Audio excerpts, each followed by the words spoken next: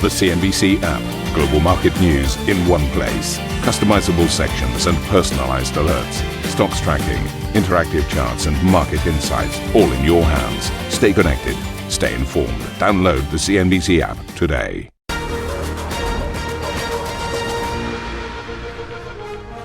Hello there, welcome to Squawk Box Europe. I'm Ben Boulos with Ian King, and these are your headlines. The Iran war enters its fifth week, with oil prices continuing to surge. Brent on pace for its biggest monthly gain ever, as the Strait of Hormuz remains largely shut. Meanwhile, equities in Asia sell off, with European futures pointing to more pressure at the open. US President Donald Trump tells the Financial Times he would like to take Iran's oil and threatens to seize the crucial export hub of Kharg Island. But speaking to reporters overnight, he still talks up the chances of a deal. We're dealing with different people than anybody's dealt with before. It's a whole different group of people. So I would consider that regime change. And frankly, they've been very reasonable. Australia slashes its fuel tax for 3 months, offering big relief to consumers, joining a host of other nations in attempting to fight off soaring oil prices.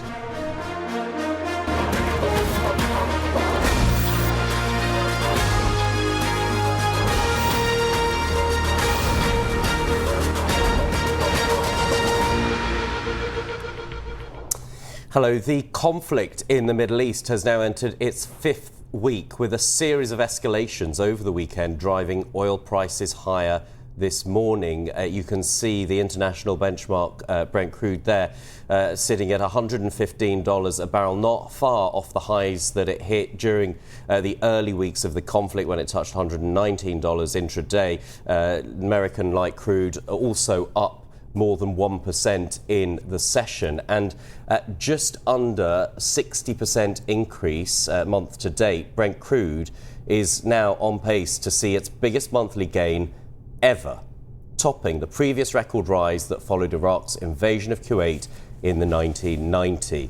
And that jump in the oil price is weighing on equity markets, particularly in Asia, where you can see the Kospi and the Nikkei leading the losses. Those Asian economies, big net importers of energy, and so very vulnerable to the price spikes we're seeing in the energy markets, and oil and LNG in particular. Investors concerned about the impact on growth and the prospect of interest rates either staying where they are or potentially even being increased to deal with the expected inflationary impact. So we're seeing those losses being reflected in Asian equities in the session today. There's also been greater concern. Part of the reason the oil price has spiked after Yemen's Houthi rebels said that they had launched a missile strike at Israel, marking a further escalation, and traders now pricing in potentially a longer closure of the Strait of Hormuz as a result. Let's have a look at how the US markets were doing. This was the close on the Friday session. Two of the markets now into correction territory, down more than 10% from their recent record highs. Let's have a look at what the expected open on Monday in Europe is looking like, and a weaker open being called across the main regional benchmarks. Ian. Yeah, US President Donald Trump has told the Financial Times he wants to, quote, take the oil in Iran, unquote, also suggesting Washington could seize the key export hub of Kharg Island. Speaking on Air Force One, the president characterised the situation in Iran as regime change. The third regime, we're dealing with different people than anybody's dealt with before. It's a whole different group of people. So I would consider that regime change. And frankly, they've been very reasonable.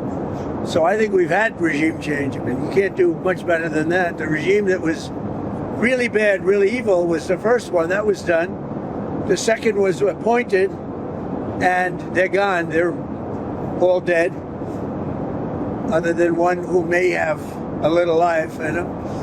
And then there really are the third group, and the third group of people that seem to be much more reasonable. It truly is regime change.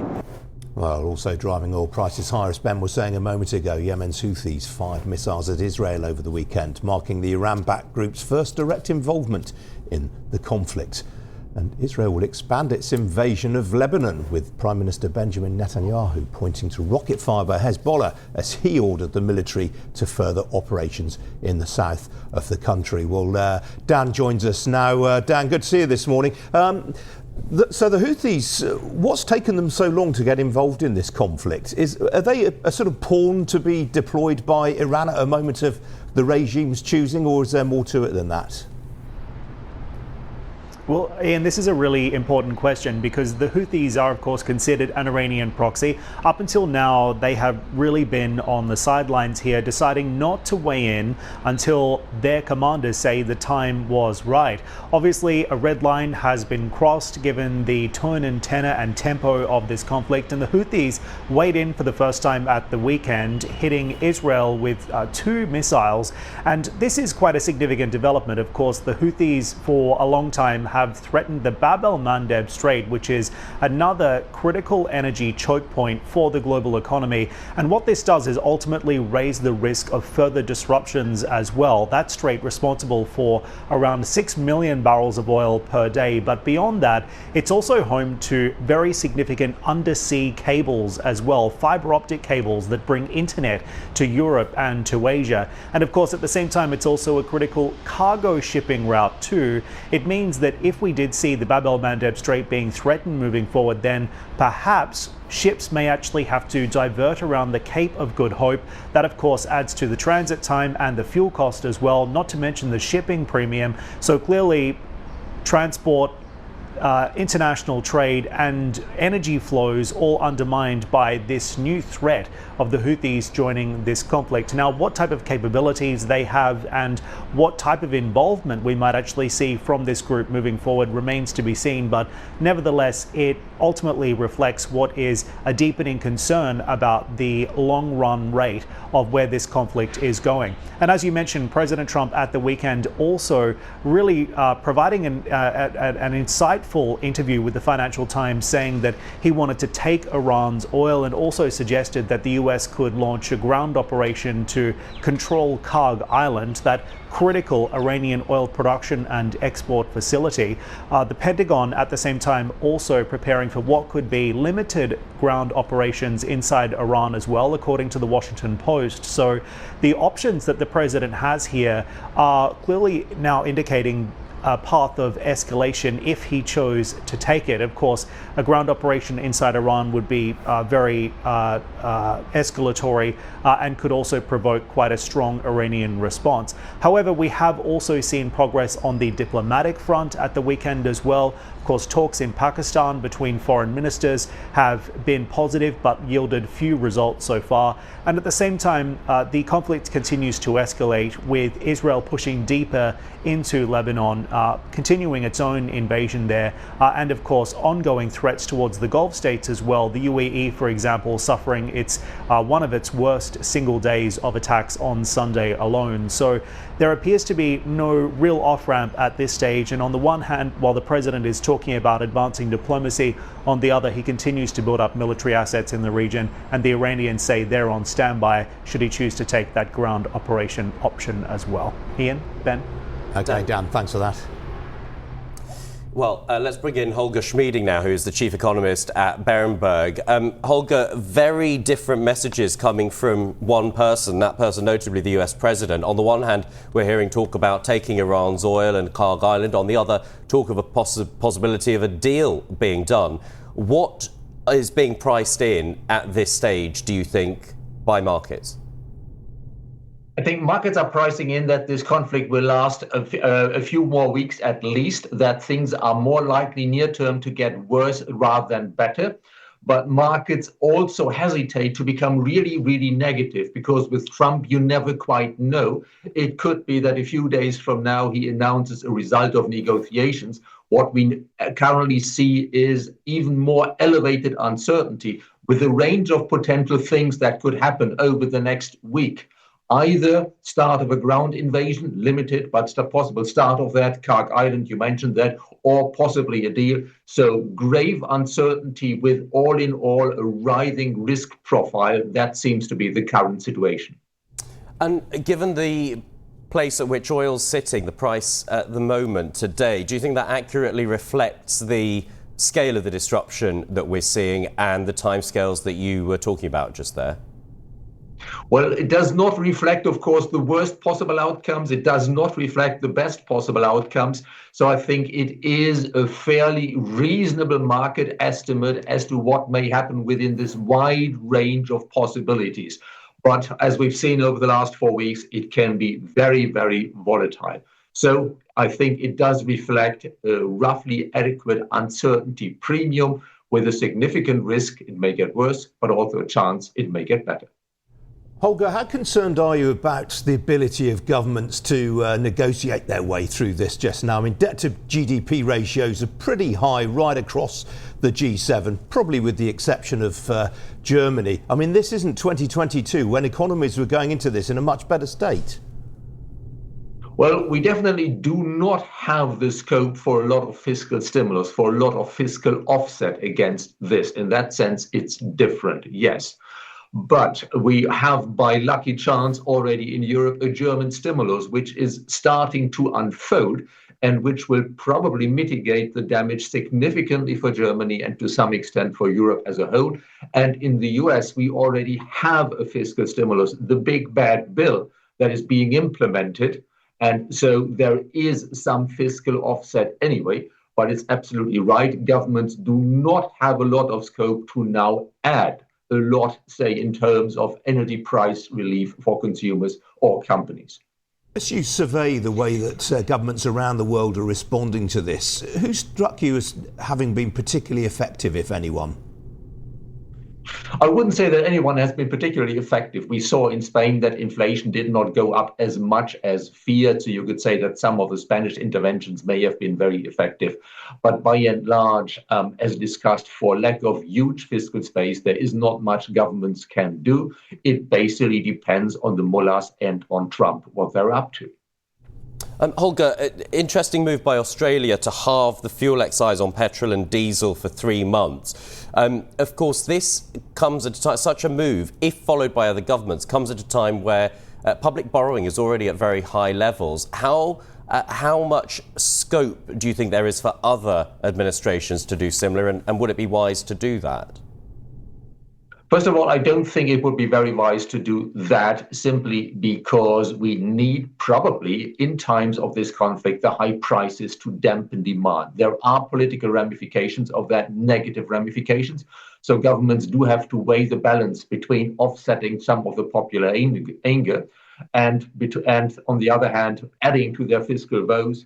In my view, it would not be very wise to do that. What we should instead be doing is, like the European Central Bank's President Lagarde has suggested, temporary and very targeted measures that is targeted towards those low-income people who really might need support and not petrol price relief for everybody. We don't have the scope for that, and that's not the best economic response. OK. Holger, thank you very much. Holger Schmieding there, Chief Economist at Berenberg. Now, aluminium producers in the Middle East were hit in Iranian strikes on Saturday. A key plant in Abu Dhabi reported significant damage, while Aluminium Bahrain said 2 employees were wounded in an attack. Iran's military said it targeted the sites with missiles and drones in response to US and Israeli attacks on its industrial plants. Let's have a look at what's happening with the metal prices. And as you can see, the concerns there about the disruption causing a jump almost 5% in the price of aluminium. We're seeing less dramatic moves on other metals this morning.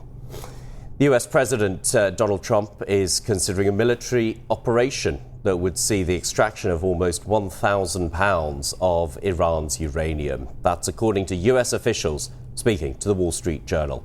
The president has not yet made a decision as he is considering the dangers posed to US troops. However, he says he remains open to the idea to prevent Iran from ever making a nuclear weapon. Coming up on the show, UK Chancellor Rachel Reeves is set to warn her G7 counterparts they must move faster on clean energy ahead of key talks today. Plus, we'll dive into the challenges facing President Trump's pick for Fed Chair Kevin Walsh. And we'll break down the market impacts of the war in Iran with RW Market Advisory's Ron William. That conversation later this hour. Stay with us.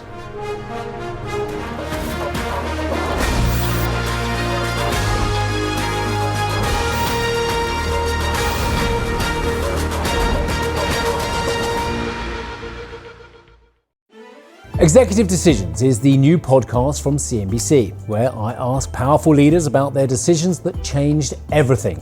I'm Steve Sedgwick. Here's Miss Jo Malone, CBE. I started that first business of skincare. That's when I knew that I was in charge of my own life. And that's when the entrepreneur really, although I didn't know what the word entrepreneur meant, that's when the entrepreneur really took hold. That's Executive Decisions with me, Steve Sedgwick. Get it wherever you're listening to this.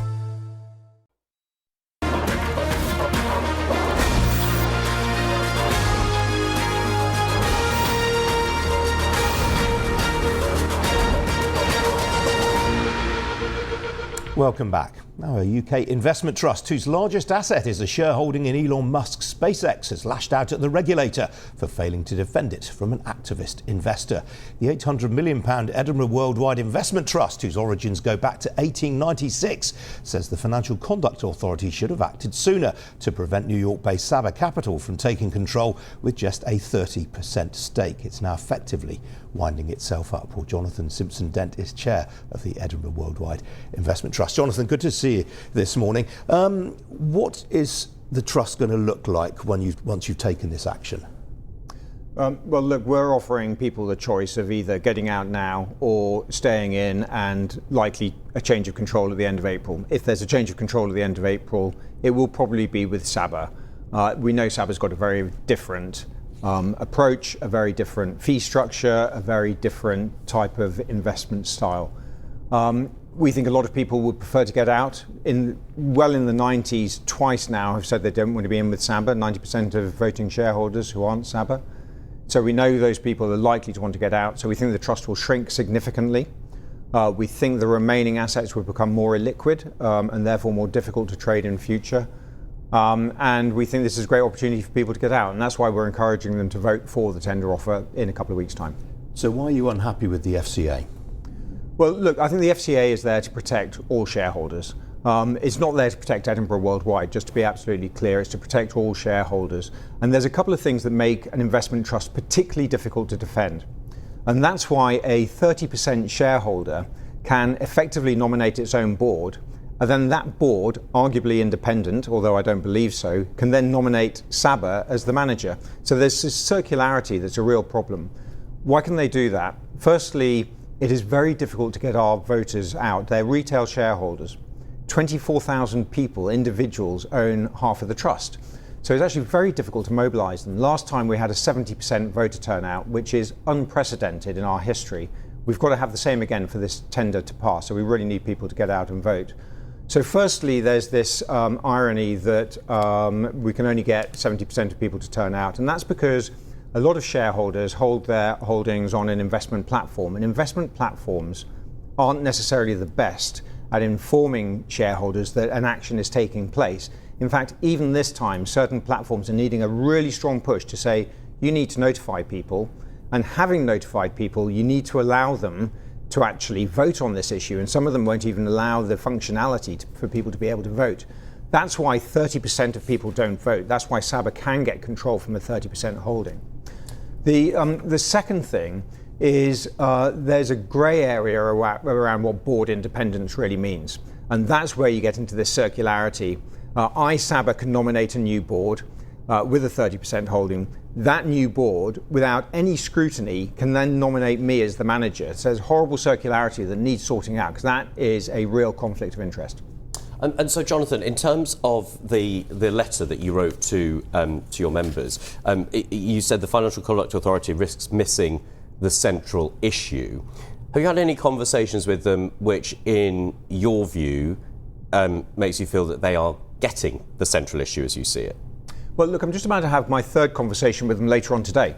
This has been an active dialogue for many months now, and I do believe that actually within the teams within the FCA, they really are listening, and they're listening very carefully, which is why they're going to have this consultation later on this year.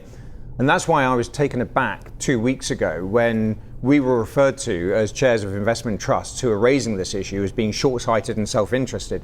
This is not about self-interest, trust me, this is about protecting our shareholders, which is why we want them to get out and vote.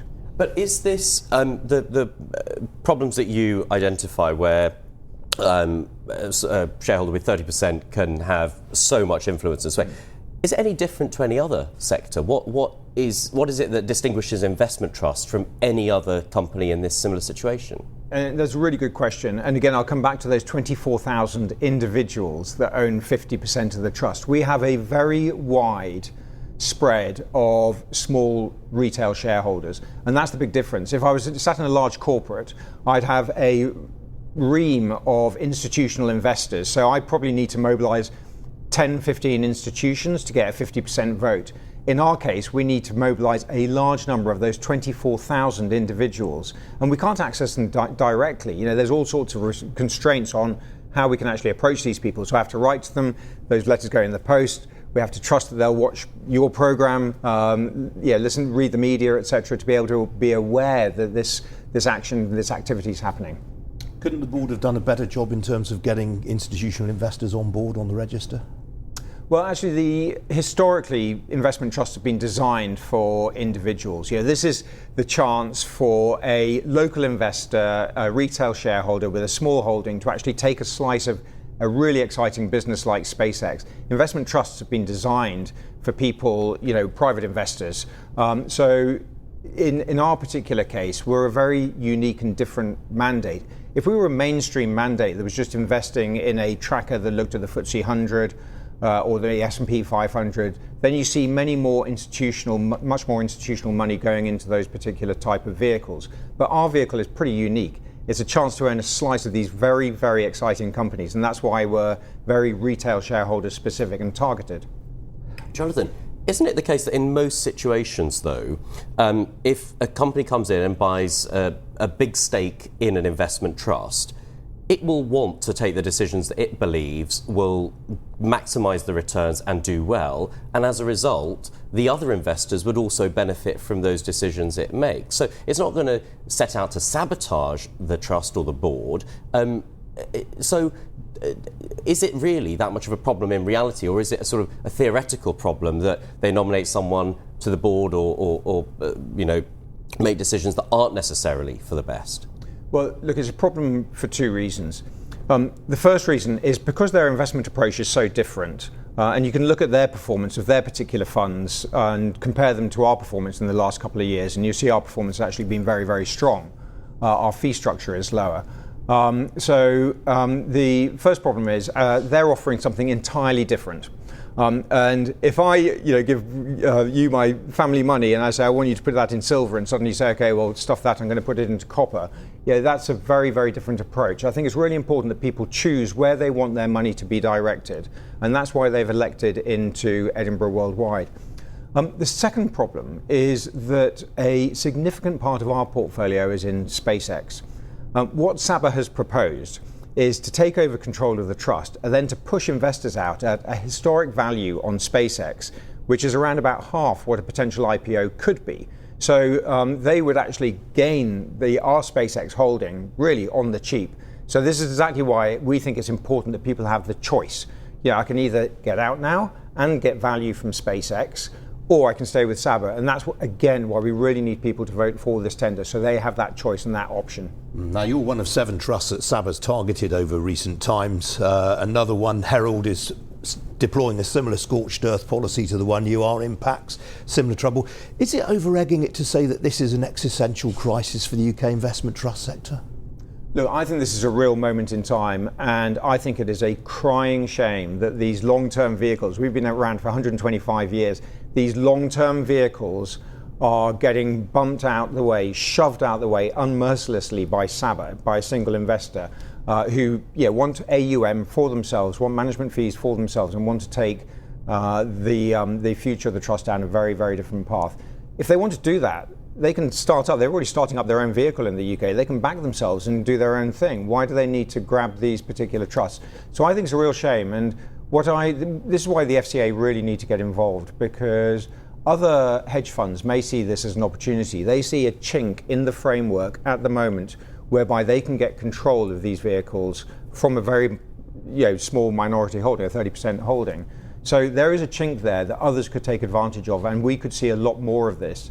The other thing that's going to become more difficult is to attract strong independent directors to boards of these trusts, because you take a huge personal and reputational risk by coming into an open fight with someone like Saba.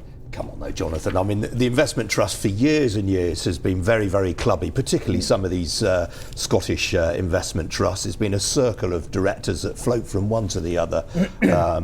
Very, very close relationships with the fund managers at times. No wonder you get discounts of the sort that we've seen that have allowed the likes of Saba in.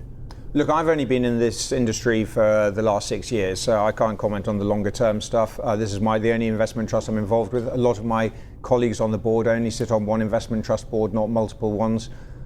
We are here because we're really intrigued by the Edinburgh Worldwide mandate, and we'd love to see it work for shareholders, and that's why we're fighting like crazy to give them this option to get out now rather than get lumped into a Saba-controlled vehicle. So we put Baillie Gifford under huge scrutiny 2 years ago when I took the chairmanship on, huge scrutiny to make sure that we had the right investment mandate, the right executional strategy. We really fine-tuned the investment policies, and we've seen really strong returns since that. We've seen a real turnaround in the trust over the last 2 years. That's what the board's here to do. The board is not here to come and eat sandwiches once a quarter with Baillie Gifford.